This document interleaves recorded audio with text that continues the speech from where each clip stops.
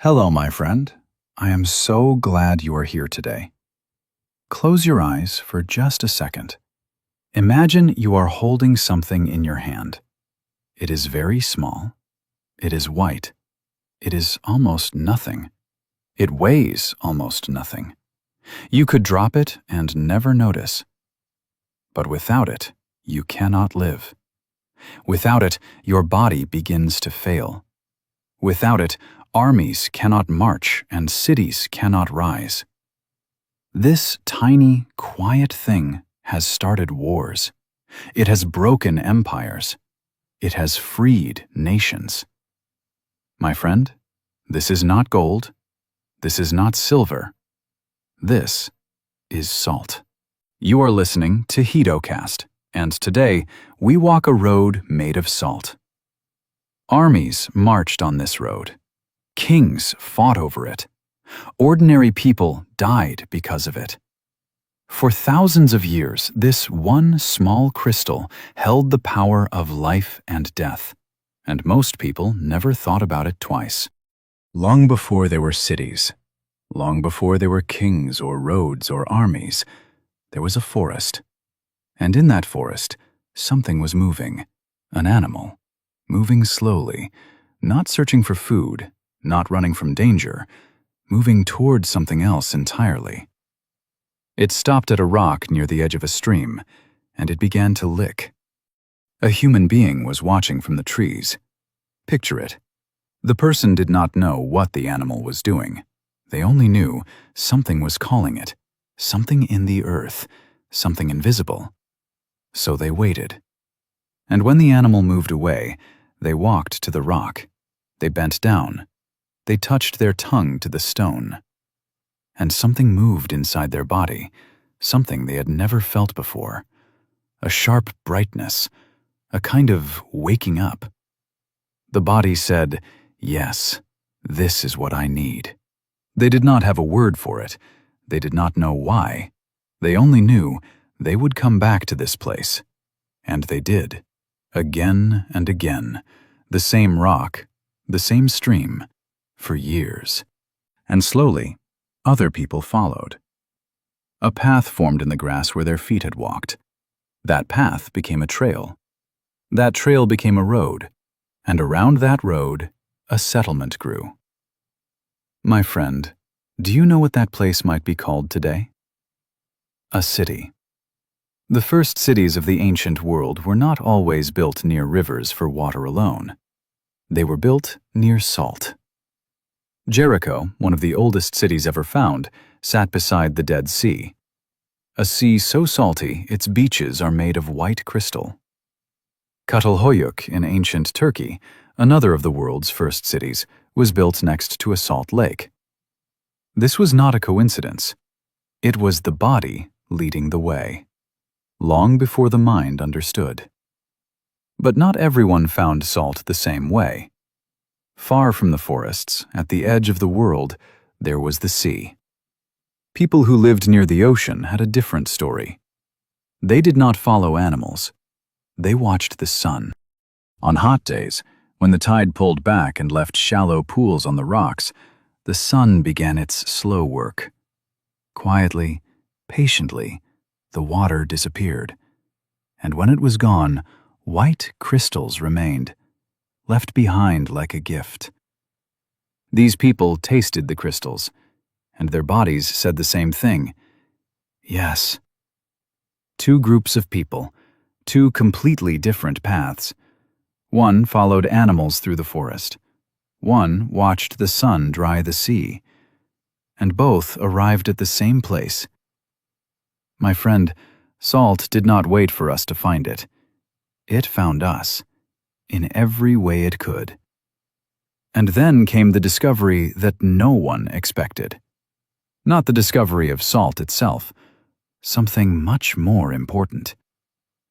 One day, no one knows exactly when, someone left a piece of meat near a pile of salt. Maybe by accident, maybe by chance.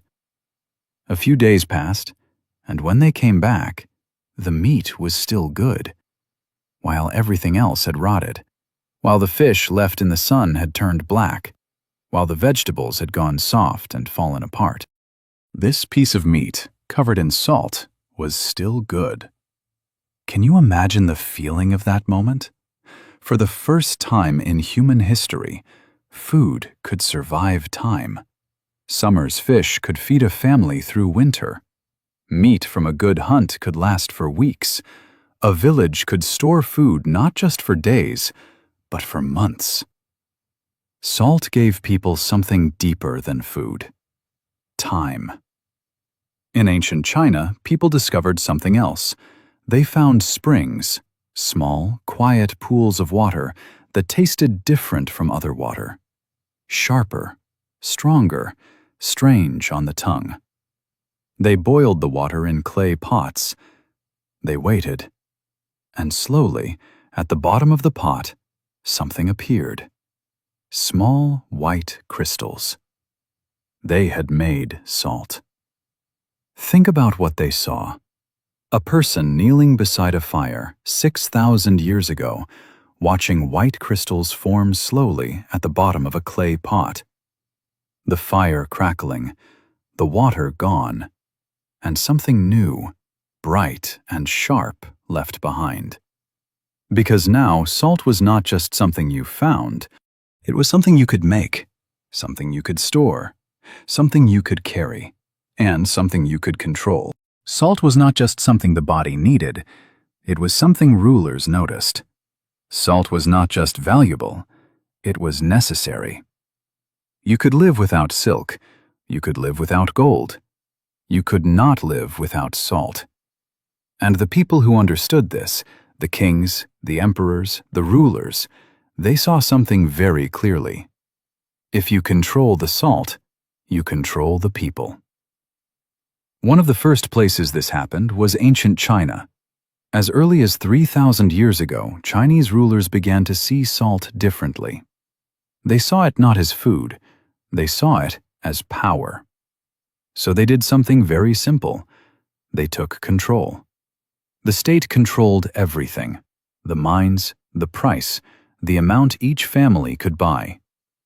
Imagine a mother in ancient China standing at the market with her last coins, and the only seller is the government.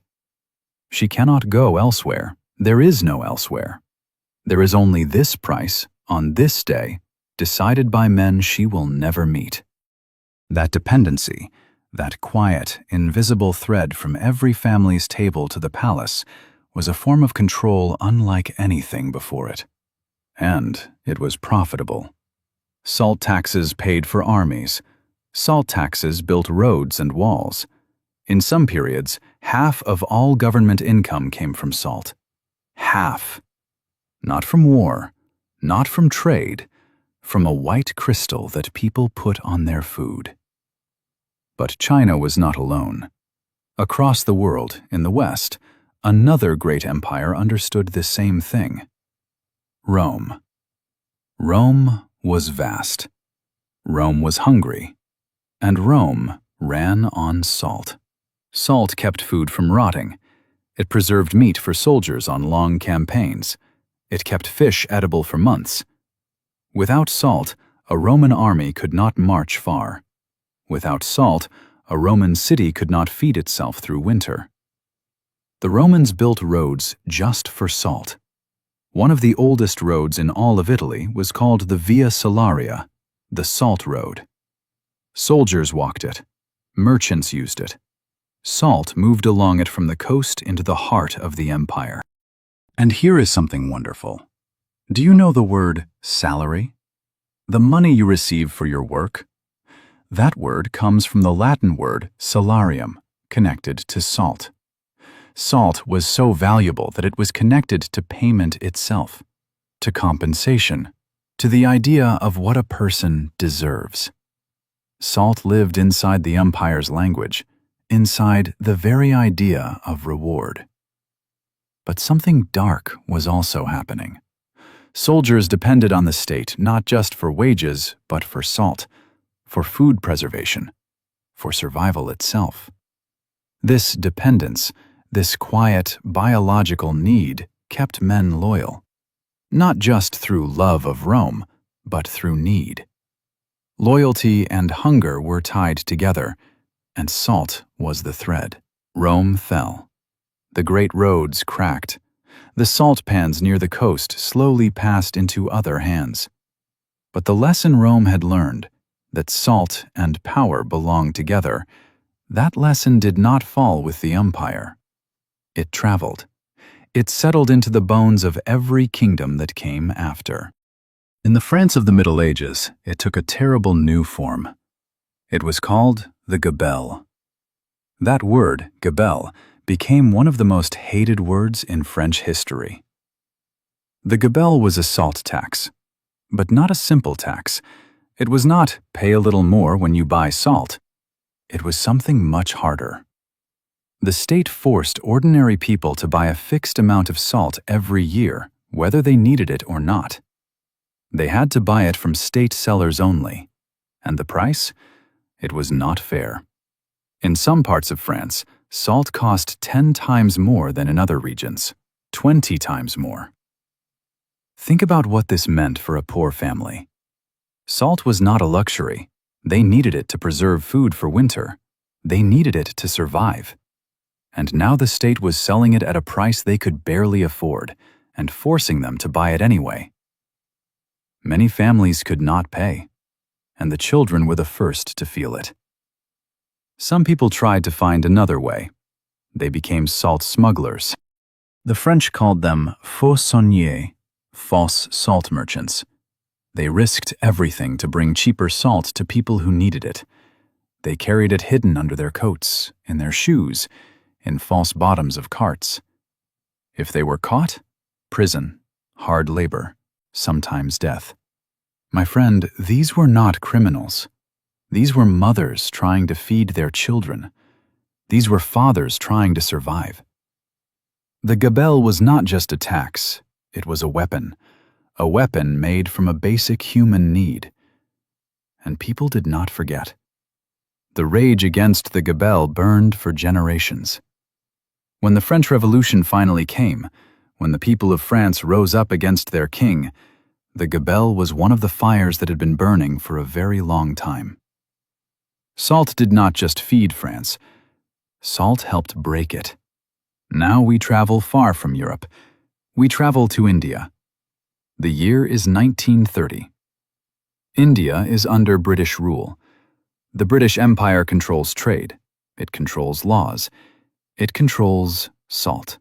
Indians are not allowed to collect their own salt, even though they live beside the sea. Even though salt crystals form naturally on the rocks along the coastline, it is there. They can see it. They cannot touch it. They must buy it from the British, at British prices. One man decided this was enough. His name was Mahatma Gandhi, and he did something very simple. He walked.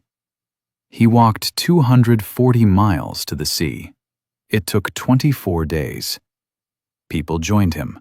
More and more people. Thousands walking together. When he arrived at the coast, he bent down. He picked up a small piece of natural salt from the ground. That was all.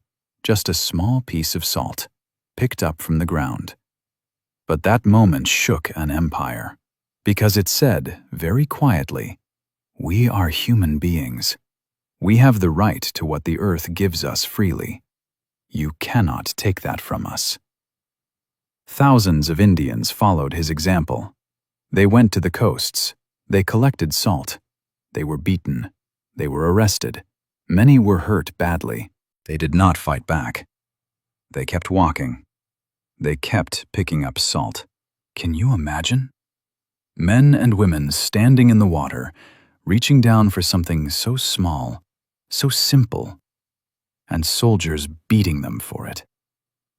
The world watched, and the world was changed. Salt, which had been used to control people for thousands of years, became something else that day. It became a symbol of freedom, a symbol of the right to exist without asking permission. Today, salt costs almost nothing. You can buy a kilogram for less than a cup of coffee. The monopolies are gone. The gabelle is gone. No one goes to prison for collecting salt from the sea. But the story of salt is not finished. It is just invisible now. Because what salt teaches us goes far beyond food. It goes beyond history. Salt teaches us something about power itself, how it works, where it hides, and how it holds people. Power does not always announce itself. It does not always come with soldiers and weapons. Sometimes it comes through the most ordinary things, through the things people cannot live without, through the things people take for granted until the day someone takes them away. Salt was never just salt. Salt was the shape of control. And you, my friend, maybe you know this feeling too. Maybe you have held something small in your hands, something that seemed ordinary. A moment, a choice, a single step taken in one direction. And later, much later, you looked back and understood. That small thing cracked the world open. Salt did not look like power. It looked like something you would throw away without thinking. But the people who walked 240 miles for it, the people who smuggled it in their shoes, the people who died in mines pulling it from the dark earth, they knew. They knew that sometimes the smallest things carry the heaviest weight. Whatever you are carrying today, even if no one sees it, even if it feels as small and ordinary as a grain of salt on a table, it is not nothing. The people who walked barefoot to the sea knew that. They carried the same thing you are carrying now. Salt began as a mineral in the earth. It became the language of power. It became the fuel of empires. It became the reason a man walked 240 miles to the sea and bent down to pick up something from the ground. And every time you season your food today, without thinking, without worrying, that, my friend, is a kind of freedom that people once fought and died for. Thank you for being here today.